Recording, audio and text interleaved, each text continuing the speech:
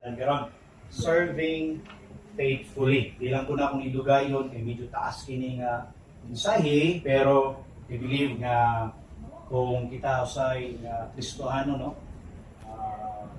May nang tagpulong sa Ginoo, we are excited to listen and to learn about the gospel of Christ. And nindot ang tanan. Ako kung nabasa ng pulong sa Ginoo in the book of Colossians chapter 1 and verse 24. Behind of the afflictions of Jesus of Christ in my flesh for his body's sake, which is the church. In verse chapter 2 verse 3, atong isgutan po, no, atong dasahon. Iyon ang pulong sa Ginoo, in whom are hid all the treasures of wisdom and knowledge. Now, bago lang natin nabasa, ang isgutan na ito karon is about nag-isgut kining maturity. Kanang mag-matured ka ba? Dili ka mahimong manatiling baby. Hindi, mag-matured ka, mag-grow ka sa imuhang kinabuhi nga kung kita serving faithfully sa Ginoo, nasayod ko nga kung ikaw mahimong matinumanon sa imuhang sa imuhang pagsalig sa Ginoo, no? Serving faithfully suon nganong mag-serve man ta kay to increase or mag-increase ang imong faith, mag-mature ang imong spiritual life. Manigsuon, ingon sa pulong sa Ginoo sa Bisaya nga ubad, kinsa karon nagakalipay diha sa akong mga pag-antos alang kaninyo o nagapuno ni anang nakulangan sa mga kasakit ni Kristo diha sa akong unod tungod ug alang sa iyang lawas nga mao ang iglesia. We are, kung ikaw mayroon ka nga, we are the member of the body of Christ and make it sure sa atong kinubuhi nga nasayod kita sa atong kaluwasan. Mga first jud, kaluwasan jud, mga pinaka-importante. Kaya dili ka mahimong parte, kabahin sa kinabuhi ni Kristo kung kita wala kayo nakakaplag sa kaluwasan. Mga pinaka-importante. Kay yan is Kristo today sa kalibutan sa His people from their sleeps. Para igsuon, gusto sa Dios nga ibahin o igahin o ihatag kanato ang langit mong kaalam ba? Manang nga, diha din mong makaplagan nga ikaw mahimong hinihinay sa pag-mature sa imong Christian life kung mahimo kang mag-inumanon sa imong pagpangalagan. Amen? Oo. Mao yun yung sikreto na kung gusto ka mahimong matured, faithful ka dapat sa imong serving. Number 1, una sa tanan, dito maglangan, the call to serve. Kailangan yun, no? Naging pagtawag. No? The call to serve. Kung imong sabton, yun sa the church whereof I am made a minister. Ano yung address ni sa mga alagad sa Ginoo, ako sa maayong balita diha kay Kristo. Una, minister or servant. Paul said, I was made a servant of a church. Kining servant of the church igsuon, dili ni daog-daugon sa mga members, okay? Kundi suportaan sa mga members. Amen? Mao nay angay nga dapat buhaton. Ikatulo, it was God who placed him. No? Kung imong sabton diha nga kaninga posisyon ihatag sa Ginoo sa alagad sa Dios. Amen? Mana nga the call to serve. Kung imo pong sabton in the book of Romans chapter 12, kaya diha sa present your body a living sacrifice, pero ang sumpay niya in verse 3 to 5 igsuon ingon sa pulong sa Ginoo in verse 8, through the grace given unto me, to every man that is among you not to think of himself more highly. Ayaw pag una-una nga, labaw ka, highly. than he ought to think, but to think soberly according as God had dealt to every man the measure of faith. In verse 4, for as we have many members in one body, and all members have not the same office. Si Sir Jay, ang iyang office niya as a leader ba? Dili pwede na akong itandi ang ako ang mahisama niya. Amen? O, lahi ang posisyon. Pero we are one body in Christ. Lahi ba o posisyon? Lahi o paggamit bilang isang Kristo. Pero pag abot na sa church, wala dayoy labaw sa tuwalya. Kitang tanan is all equal in the presence of the Lord. Kitang tanan. Walang itawag dita para mag-serve sa Ginoo. Now, letter B, our call to serve carries with it, no? And Amen? Oo. Ibig sabihin, kung gusto dita to mature ta, dapat na natay gitawag nga kusang looba. Pamilya kong message kanina sa church. Mara na, our call to serve carries with it a tremendous responsibility. Ikatuwa, igsoon, we have all received at last or least one spiritual gifts. Natay iba-iba evangelists karon, napay mga evangelists karon, pastors and teachers. Ang teachers pwede babae lalaki. Pwede ka magamit sa Ginoo diya pinagi sa imong pag-serve diya sa Ginoo, pinagi sa pag-Bible story sa mga bata, young people.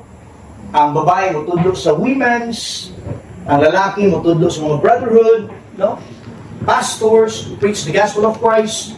Maigsoon sa pagtuo nga kita di ay gitawag, no, sa Ginoo para mag-serve diya kaniya. Ang matag ko sa kanato na yung mga lain-lain talento, use your talents to bring glory sa Ginoo. Diha mo makitaan that you are mature and you are faithful diha sa Ginoo. Wala ka nag-expect kung sa i-return sa tao diya kanimo, but your always expectation nimo kung sa ihatag na blessing sa Ginoo sa ato. O managsun sa pagtuo, bawat usa ka nato natay mga tayo usay there is a church, atunay mga sa ato ang fellowship, atunay mga mayong tingog, diba? Mawid sila to bring glory sa Ginoo. Use your talents, active to support kung sa'y kulang sa church, diba? Naiuban nga always active kung saang program ni pastor na aka diha. Nga naman, kay tumod, itawag kita para mo-serve sa Ginoo. After you get saved, after kita na maluwas, dapat dahil dili nato sayamon ni ato ang tight, ang atong kinabuhi, dapat di masayang. Amen? Kay wala kabalo sa atong kinabuhi. Ingon sa Bible sa Book of James, ang atong kinabuhi sama lang sa singaw. Aso ba? Kita na itong paso pero pagkataon-taon, buwan na. Amen? Mana nga, as long as nanapatay kusog iksuon, use this body, use your talent, use your idea, use your strength to bring glory sa Ginoo. As long as nanapatay strength karon, even our senior citizen karon, kalayo din eh. Diba? Panitamutan din natin kanta nga, sa to, ang igulat. Sorry, joke lang. Natin katawa ba? You know, be honest. Kinahanglan masking senior na mo, hatag yapon, sayang ang kusog, hindi magamit ito, kanang mag-glorify ko na ito. Ang atong importante diri, gilit man ingon nga to boasting our own self. Nata din to glorify the name of Christ. Amen? Si Kristo ang center sa atong pagpangalagad.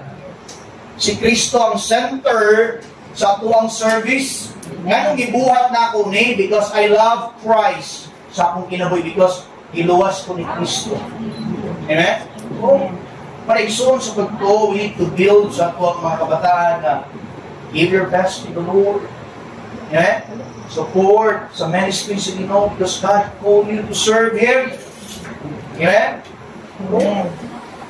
Kaya kung masayang ang atong time, dagan kayo nang nawala ka ba, mawak nila naggamit ang ilang abilidad sa pagbayan sa Ginoo. Amen? Karon kay nakadungog na ka, anak man day ko sa Ginoo, kinahanglan man day ko mag-serve because God called me to serve. Amen? Oh. Even Apostle Paul, nag-suffer siya, nag-anto siya, subon, para lang mag-glorify ang Ginoo sa iyang kinabuhi, para lang magamit niyang iyang lawas na maka-bring of glory sa Ginoo. Mao na purpose nato, nganong gisave banda. Yeah? Mao na purpose sa Ginoo, nganong nakadumog ka karon diya sa bawat lingkuranan, nakadumog ka nga gitawag day ko sa Ginoo diay to serve the Almighty God sa akong life. Yeah? So, dili diay ni nga pakuyaway or pang-brighta, kung nahimo kang maalamon, that's good. Use your knowledge and wisdom to bring glory to sa Ginoo and to bring soul for Christ. Amen? Ang mga pinaka-importante, nag-serve na ka sa Ginoo igsoon. Now, muna na atong imanan sa atong kinabuhi na yung mga lahi-lahi na office ang bawat usa ka na. Naihawd mamanday, pero naapoy uban nga dili kabalo magpanday. Naay kabalo mo hawd kay mo plano sa pag-build sa building, pero di niya kaya mabulit o pala. O na yun. Pero lahi yung abilidad. Pero ang pinaka main point niya ay so to bring glory Christ. Amen? Ako yun ang pinaka-importante. Now, ikadua, the goal of service. Kung sa'y goal na to, samo sa church, gamay naman yun sa simbahan. Siguro, ang bawat usa ka namo na ay mga goal. Even me, na ako'y goal. Anak ko, Lord, before the Lord, mahuman ang 2028. Build na mo, Ginoo, may proud, ma-build na mo ang decent mo na church. Diba? Yung isugo nila sa in the book of Haggai, masahalin nyo na book of Haggai 1, so, isugo niyang iyang katawan na magkuha o mga kahoy, itungod niya naman, ang balay, alapuanan sa Ginoo, naglaylay na ang mga kisame. Dili na maayo ang forma sa church building. Una nga, gusto sa Ginoo di ay kung unsa day kanindot ang atong kinabuhi, pinana ko day kanindot ang buluhaton sa Ginoo. Amen? Kailangan day natay goal. Ang parents na ay goal sa anak, tama? No? Si Ma'am o si Sir Jim na sila goal. Bawat usa ka natin atay mga goal. Amen? Goal. Even the pastors na ay goal. Mana nga, the goal of service, ang goal lang sa service dito sa church sa manungol,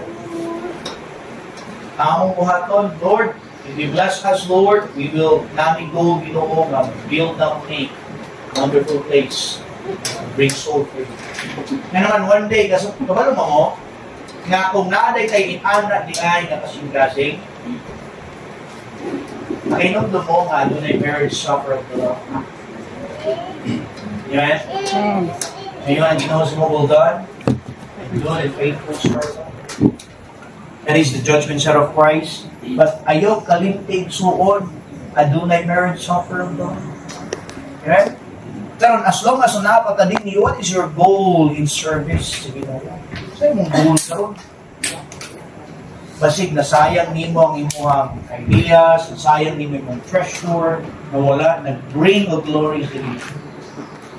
The goal of service nimo, ngayon ka na, kaning year, kailangan maka-bring of kalag na mga 20 kalag na mag-build yun, na-equip yun diya sa kaluwasan. Kung mahimong faithful diya sa Ginoo. Akong goal karon, if kung ako mag-graduate ko, I will give my first fruit to the Lord. Ano ba? Service man ta, tama? The goal of service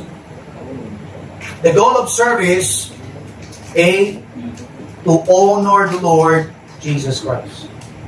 Mo na goal sa atong service. To honor the Lord Jesus Christ.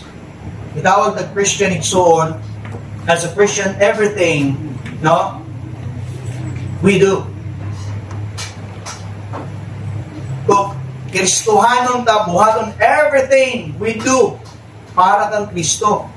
Yan naman, that is reflect upon our Savior Jesus Christ. Mo na i-reflect ta ba, mo resulta sa ibong kinabuhi as a servant, as a kanang gitawag nga kaning worshiper sa Ginoo igsoon. Kung imong buhaton ang kabubuton sa Ginoo natay goal, mo na gitawag nga to honor the Lord Jesus Christ. Kristohanon kay. Amen? Itawag kag Kristohanon eh. Palimot ko dugo. Now, mo na igsoon, no? Ikadua, the goal of our service, no, ought to be to honor and glorify Him. Ikadua, the goal of our service ought to Him to be or glorify Him rather than ourselves. Susbuna ko, the goal of our service ought to be to honor and glorify Him rather than ourselves. Una yun ang Ginoo, amen? Sa goal sa atong service. Kaya kung inana ang atong character, unang Ginoo, lipay din Ginoo sa atong life. Amen? Ikaw mismo kabaluan na, paano nimo siya gi-honor? Kabalo ka sa imong goal para i-glorify ang Ginoo sa imong service. Namo diha? Amen. Ikatulo, Christ is honored through the work of the Spirit. No? Christ is honored through the work of the Holy Spirit. Ingon guys in the book of John 16 verse 14. He shall glorify me. Amen? He shall glorify me. Manigsuon, kinahanglan din nato nga natay kanang goal ba sa atong pagpangalagad sa Ginoo. A, to honor the Lord Jesus Christ. Letter B, to bring other Christian to maturity.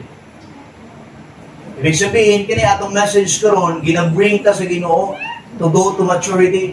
Amen? Kaya kung ikaw nga Kristohanon, dili lang na ko ni-share, selfish na. Amen? Dalok kayo na. Because of this message, gibring ko niya, o gi-share na ko sa inyo, gibring ta mo, amen? Diya sa maturity, to bring other Christians to maturity. Ana di ay, dili lang kita nga we are stay on, diha lang naman. Gusto sa Ginoo nga, dili lang ta nga to worship Him, to raise our hand, amen? O, ipagawas na ito atong voice sa Ginoo, mag-glorify nato siya, but kinahanglan di ay nato nga kitang Kristohanon, maka-bring di ay sa maturity. Now, diha? Amen. Okay? Ingon si Paul sa verse 28. Yan siya diya in the book of Colossians chapter verse 28 chapter 1. It's on chapter 1 verse 28. Whom we preach, warning every man and teaching every man in all wisdom, that we may present every man perfect in Christ Jesus. Ibig sabihin, isikapan yun ni sa alagad sa Ginoo para ang tanan madala. Amen? Perfect. Tanawa yung sa pulong sa Ginoo. And teaching every man in all wisdom. Amen? tanang kaalam, that we may present. Kaliman ka, presenta ka. Biyana sa ang pastor, adunay dakong obligasyon o accountability in the front of them. Kung ang members dili magkudluan sa sibo nga pamayi, sa gusto sa Ginoo, dili ka mag-mature, we have accountable. Amen? Oh, even the members, kung dili ka mag-submit sa Ginoo, napay accountability, atubangan sa Dios, but ingon sa diri, and teaching every man in all wisdom, that we may present every man perfect in Christ Jesus. Someday, itang tanan, igsuon, yeah? Mapresenta ta. Gusto sa Ginoo ng atong goal, ang atong service, mahimong perfect in the front of Christ. Yeah? Oh, wala ta dinhi to boasting or magmayabang unsa kita, but na ta dinhi to glorify and bring honor in our Savior. Yeah? Oh, seryoso nga mensahe ni Paul. Yeah? Kaya naman, ang pagka-Kristohan ng dili, dula-dula. Why? Naman, we are not exempted of any kind of storm sa atong life. This is a serious battle sa Christian life. Amen? Not as a spiritual battle every day. Matag-adlaw sa atong kinabuhi. But yung mahimong seryoso nga naman. Ngayon sila, that we may present every man perfect in Christ Jesus. Amen? So, ikadua, to bring other Christians to maturity. Ikadua, Paul speaks about cooperate, groweth. Nagis ko siya, cooperate, groweth. Kamusta ang imong cooperation kung asa kagibutang sa Ginoo nga church? Be faithful.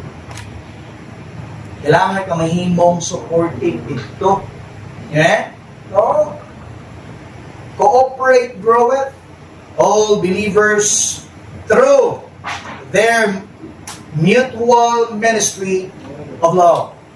Kay kanang gugma yun ba? Manatili ang love. Ikatulo, remember the example of kanang gitawag na servant of God in the book of Colossians chapter 4 verse 12 igsuon, kani nga servant nga verse chapter 4, kani nga servant faithful kay din siya. Si Epaphras, who is one of you, a servant of Christ, saluted you, always laboring fervently for you in prayers that he may stand perfect and complete in all the will of God.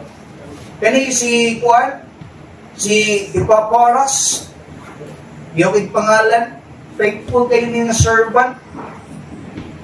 Ang iyang goal, mag-serve sa Ginoo. Nga naman, gusto niya ipahibalo diha nato nga even kini nga servant is mature to serve God. Amen? Now, kapit na tamahuman.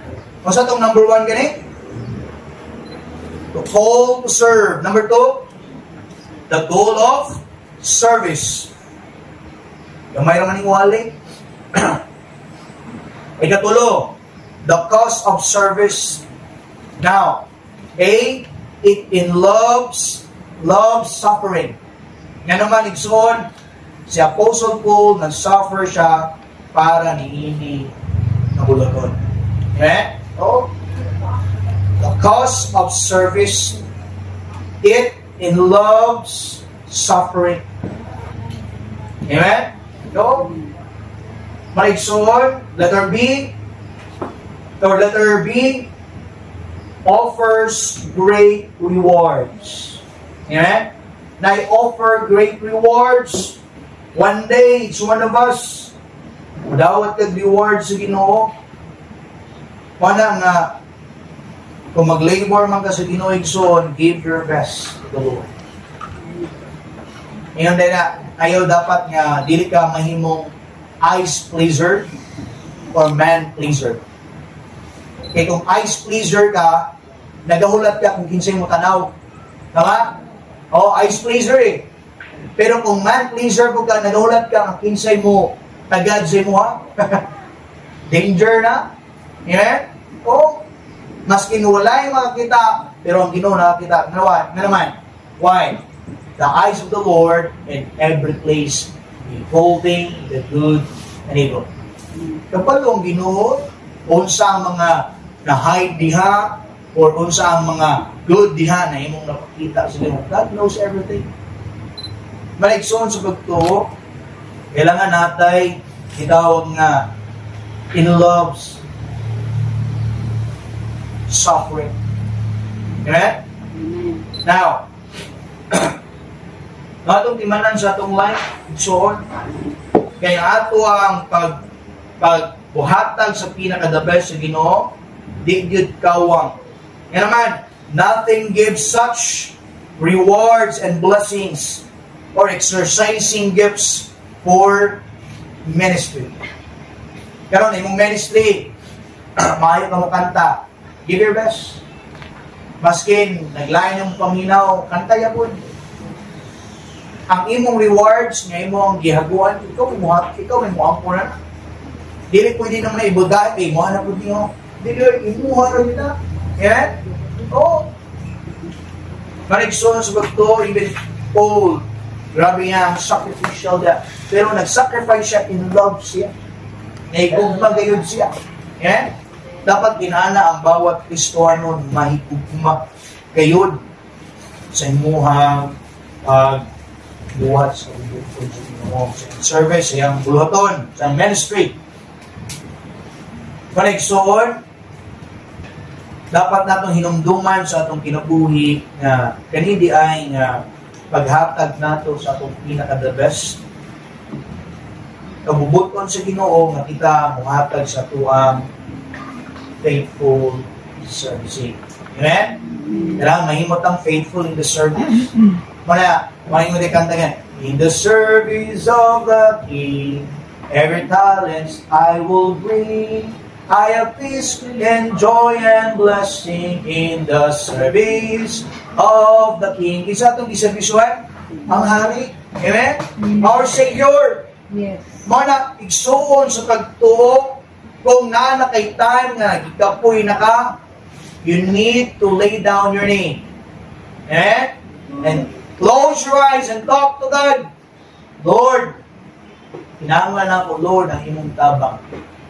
Holy Spirit, please, bangi ko, ikuna ko, siga ko, i-lead ko, Lord. Amen? Tabangi ko, Lord, butni, Lord, kung joy ang akong heart sa imong service. Lord, tagay kong idea ng akong abilidad, mo-grow ni. Bangi ko, Lord, na dili ko ngayon mong immature. Mahimo kong mature, Ginoo, sa imong ministry.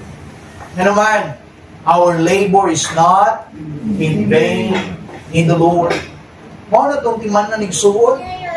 Mao dyan na ibutang nato sa atong kasing-kasing. Na naman, each one of us, maabot ang time.